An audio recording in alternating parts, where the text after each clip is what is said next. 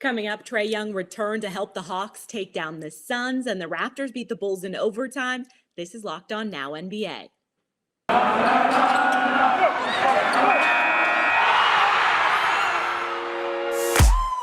The biggest games, the best performances, expert analysis. You are Locked On Now.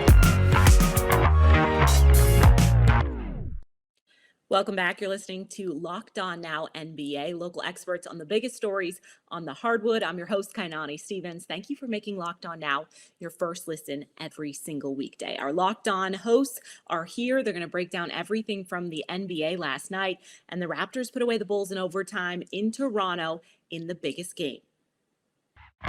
The biggest game. The Raptors are on a hot streak heading into the All-Star break, or nearing it, I should say, and they took down the Chicago Bulls in overtime on Thursday. After a performance like this one, our Locked On Raptors host is really buying into the team. They're labeling Toronto as buyers in the upcoming trade deadline. Those Toronto Raptors might be pretty good. Sean Woodley here from Locked On Raptors to break down the Raptors 127-120 overtime win over the Chicago Bulls in Toronto on Thursday night. And the big takeaway from this one is that the Raptors are completely rolling through a critical part of their schedule, and they've been doing it as a collective. They came into this stretch in which they're playing the Hornets, the Hawks, the Heat, and the Bulls both twice over the course of 8 games. They're 5-1 right now in that stretch. They have the Hawks and Hornets left to play. The Hawks are tomorrow, Hornets later on. And they are now 27-23. They've won 5 of 6, and they're doing it with more than just the help of their all-star who was named today, Fred VanVleet. This is far from a one-man show. In fact, really, they had 6 guys tonight who were fantastic. They had 4 players with more than 20 points. Pascal Siakam had 25, Scotty Barnes, OG Anunoby, Fred VanVleet all with 21. And then Chris Boucher and Gary Trent Jr. also had 16. Trent hit the big game winner, a wide open 3 late in this one to put it away as well. Just a really well-rounded, excellent effort from a Raptors team that got Khem Birch back from injury as well. And with a week to go to the deadline, it's pretty clear this is a team that should be looking to add. And if they do go and add, a wing shooter, an extra ball handler, this team could very much be a problem for anybody else they come across in this jumbled and weird Eastern Conference. They're playing that well. And in addition to Fred VanVleet, Pascal Siakam, who tonight had 25, 13, and 7, is also playing like an all-star. He might actually be playing better than Fred VanVleet right now, who is going to Cleveland for the All-Star game. I'll have more broken down from this game on tomorrow's episode of Locked On Raptors as we dig into the surging Toronto Raptors and their move up the East. Be sure to tune in. Well, the Raptors are still trying to figure out what they'll be doing at the upcoming deadline. The Bulls are definitely going to be buyers next week. Our Locked On Bulls host says that the loss showed exactly why Chicago's roster is missing something and what they should be looking for in adding that missing piece. What's up, Bulls Nation? Matt Beck here from Locked On Bulls with your post-game takeaway. The Bulls lose a heartbreaker in Toronto tonight, 127-120 in overtime, the final. DeMar DeRozan had some big buckets for the Bulls down the stretch to try to keep themselves in this one, but they couldn't quite get that done.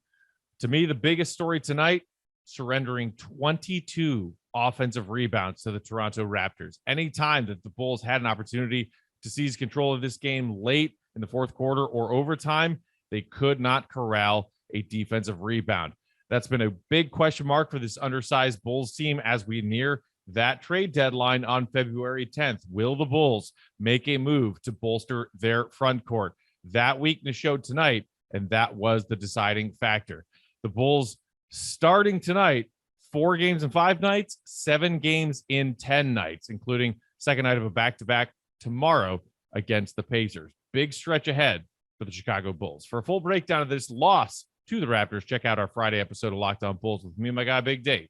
Wherever you get your podcasts, Locked On Bulls, your team every day. The Minnesota Timberwolves won their 3rd straight with the depth and defense wearing down the Pistons over the course of 4 quarters. Locked On Wolves has the details from a Minnesota win in Detroit.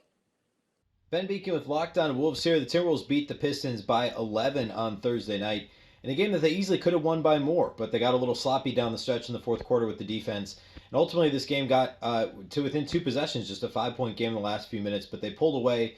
The offensive stars in this game actually came off the bench for the Timberwolves. Malik Beasley and Taurean Prince led the team with efficient scoring nights off the bench. Karl Anthony Towns had 21 points, had a solid game. Anthony Edwards led the team with 25 points, but neither were all too efficient in this game. And really, it was the Timberwolves defense that struggled and allowed the Pistons to kind of hang around all game long.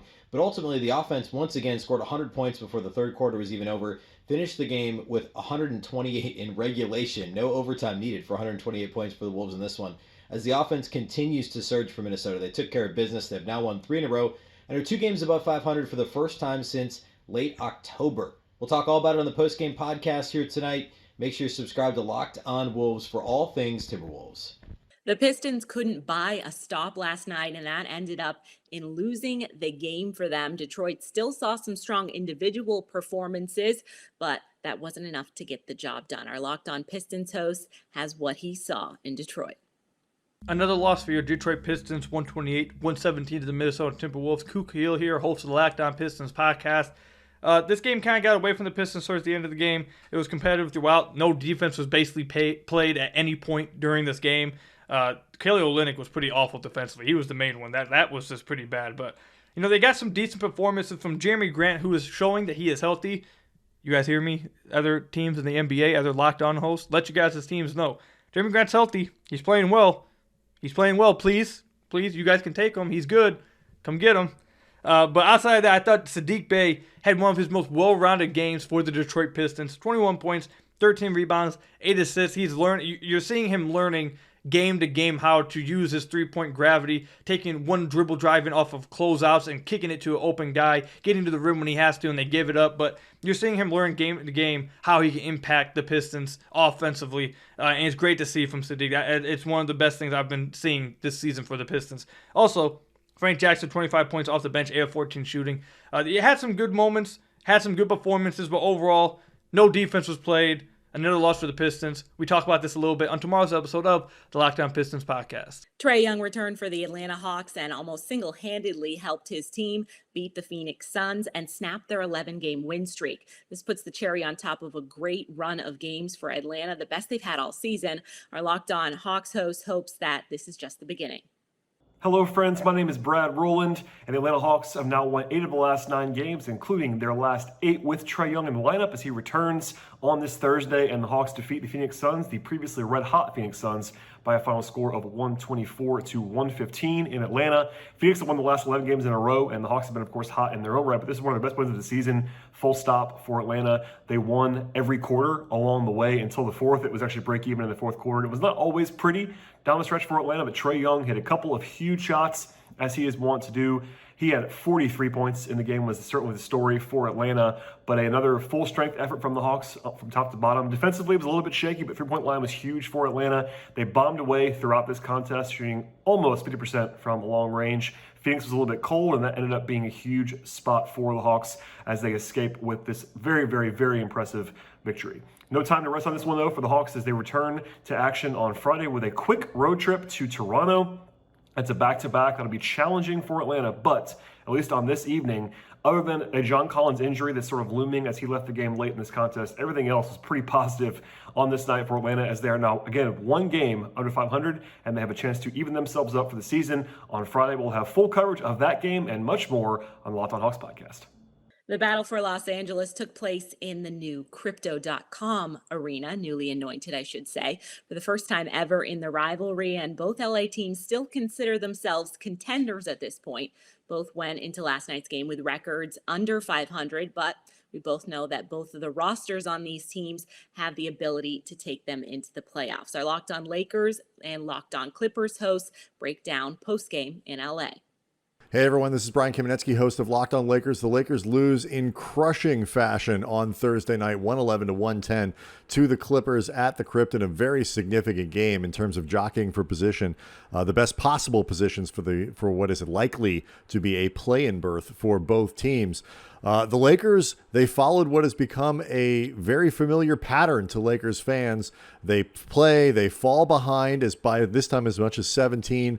They then turn it on and try to make a big comeback at the end, and they fell just short. Even after taking a lead, Reggie Jackson with the game winner for the Clippers. Anthony Davis, his shot at a game winner of his own, rims out at the buzzer. kind of an appropriate metaphor for the entire season so far for the Lakers. Lots more to come tonight on Locked On Lakers. Make sure you tune in for everything about this game and looking forward to what could be a big Lakers versus Clippers game in the play-in. What is going on, Clips fans? Chuck Mockler here, one half of the hosting duo over at Locked On Clippers, coming at you after the nail-biting 111-110 win over the Lakers at Crypto.com Arena. Marcus Morris and Reggie Jackson were crucial in this one. They combined for 54 points. They had 5 of the biggest points with around 12 seconds left. Mook hit a 3. Reggie hit a very confident layup. When Reggie Jackson is skipping up the floor with the ball, it is bad news for the other team. Serge Ibaka turned back the clock. He was weirdly dominant. I mean, who knows what happened with that, but hey, maybe it's a trade value thing. Maybe he was just putting his all out there. Whatever it is, we'll take it. The Clippers absolutely needed this win for seeding purposes. A stressful night, but a fun one in the end. Here's to not falling below the 9th seed. That's going to do it for this edition of Locked On Now NBA. Thank you for making Locked On Now your first listen every single weekday. Make sure you check out Locked On NBA and your team's Locked On podcast. I'm Kainani Stevens. This has been Locked On Now.